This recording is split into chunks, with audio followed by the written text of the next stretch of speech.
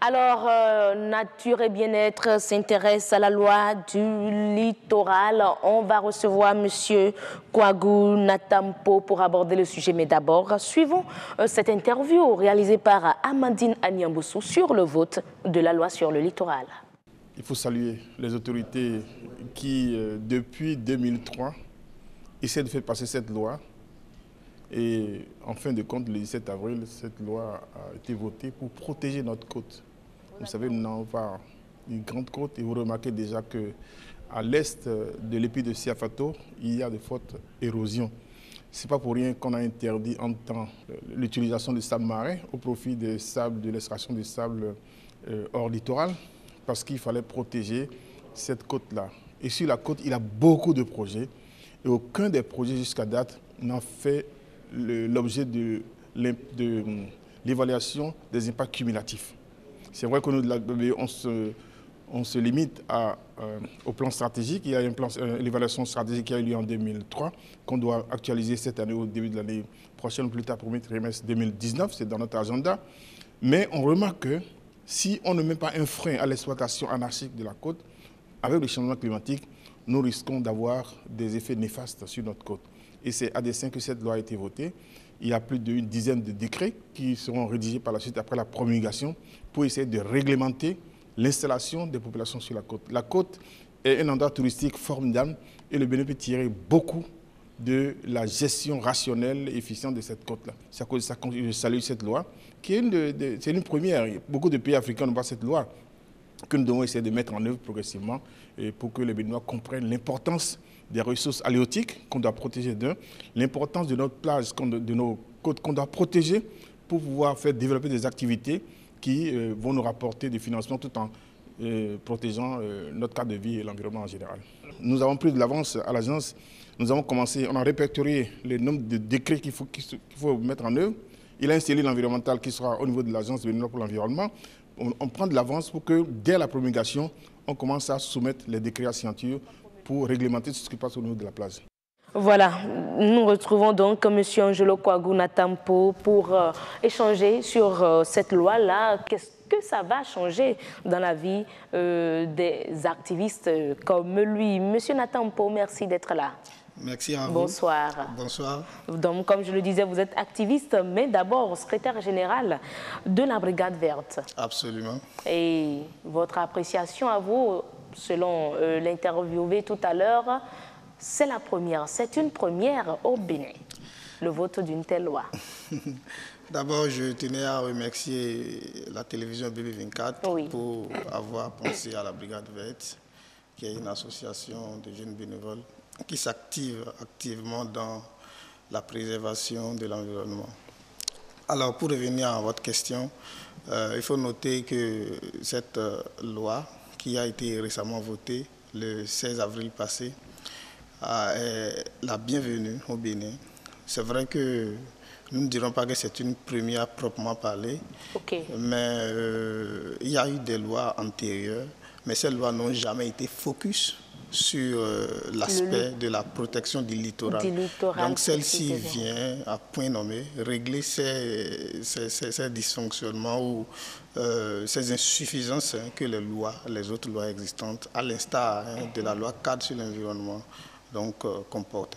Et vous, en tant qu'activiste, quelles sont vos appréciations? Ok. Alors, comme je venais de le dire tantôt, cette loi est vraiment la bienvenue.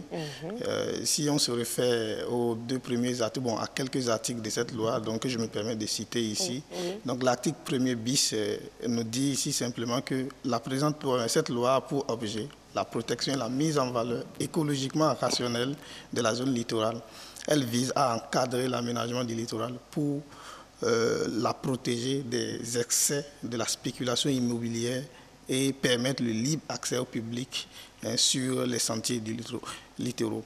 Alors, en dehors de cet article, il y a également l'article 4 de cette même loi qui spécifie que la politique nationale de protection, d'aménagement et de mise en valeur de la zone littorale a pour but de promouvoir l'intégration des actions de conservation et actions de développement afin d'assurer la gestion durable des ressources des zones littorales.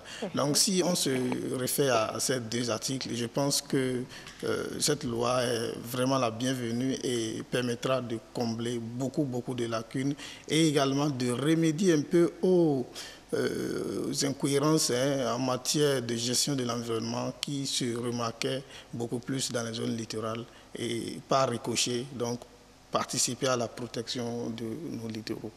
D'accord. Ben, quelles sont les implications de cette loi-là? Alors, il faut retenir que cette loi, qui est subdivisée en 6 livres, donc déclinée en 112 lois, implique ou bien a des implications aussi diverses que variées. Alors, il faut noter d'abord que ces implications se retrouvent déjà dans tous les secteurs d'activité socio-économique. Donc, que nous partons du secteur primaire, donc, où nous avons l'agriculture, l'élevage, l'exploitation du sable marin, comme l'interview de tout à l'heure a su bien le relever. Le secteur secondaire, où nous avons les constructions, nous avons les industries, etc. Et enfin, le secteur tertiaire, où nous avons le tourisme et les différents services. Donc, beaucoup de lois ou bien régulent et réglementent désormais l'exercice de ces différentes activités le long de ces écosystèmes désormais. Alors, je me permets de vous citer quelques articles. Ici, nous avons les articles 13, les articles 13 bis, les articles 15, 18, 19, 26, 29, 37, 42, 46, 49, 62, donc qui en disent énormément sur cette loi. Alors, en outre la régulation des activités des différents secteurs socio-économiques, nous avons également que cette loi constitue désormais un arsenal juridique donc, pour l'exercice de ces différentes activités. Donc aussi constitue-t-elle une opportunité pour le Bénin, donc une opportunité du point de vue juridique bien sûr, donc pour la venue des investisseurs étrangers. En quoi? Lorsqu'on parle beaucoup plus, lorsqu'on parle de notre fameux projet, la route des pêches, qui est un grand projet qui transformera à coup sûr le Bénin et son économie. Voilà. Tout à fait. Donc voilà un peu les quelques implications que nous Mais qu'est-ce que cela va changer? Qu'est-ce qui va changer? Absolument, beaucoup de choses devront changer avec cette loi parce que nous avons remarqué depuis toujours beaucoup de dysfonctionnements.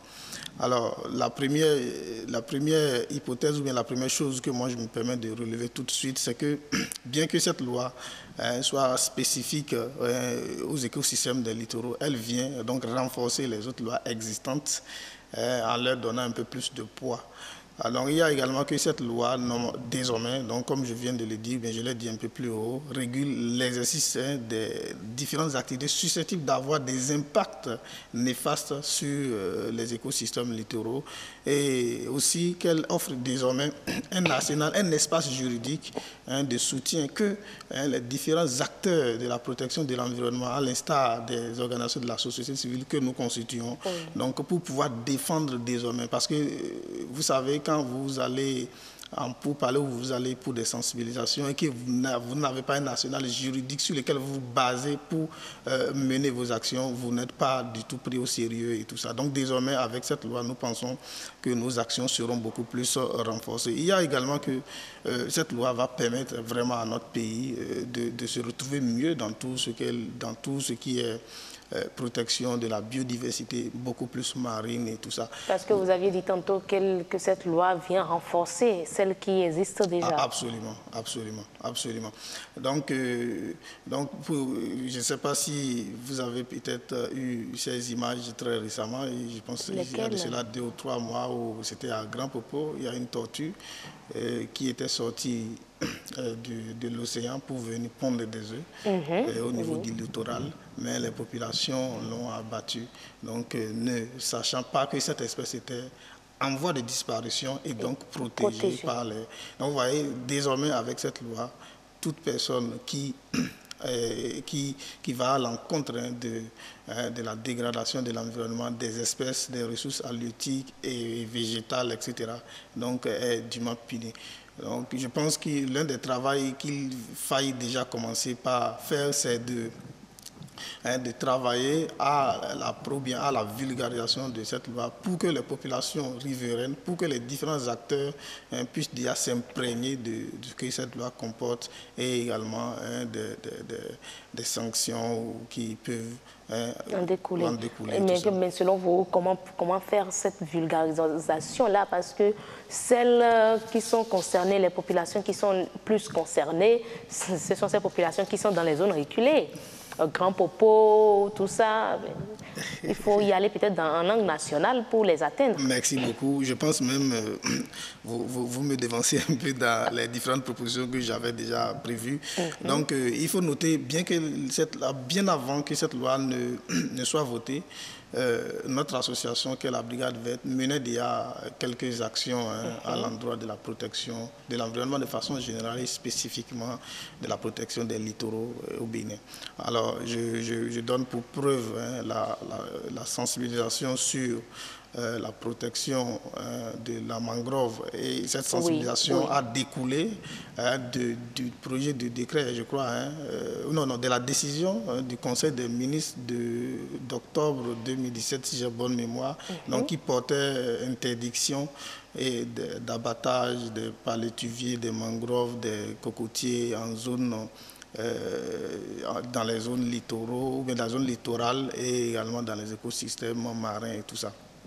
Donc nous avons participé aux côtés de la direction de la promotion de l'éco-citoyenneté, donc activement à sensibiliser les populations sur les existences de cette loi et également sur les répercussions que cette loi pouvait avoir en cas de non-respect. Nous avons également, toujours aux côtés de cette même direction, participé à la sensibilisation des populations locales installées le long du littoral, là, donc en prélude à l'aménagement routier, donc la route des pêches qui est présentement en construction. Donc, nous avons participé aux côtés de la DPE, dans la direction de la promotion de l'éco-citoyenneté du ministère du cadre de vie et du développement durable, à la sensibilisation de ces populations et tout ça.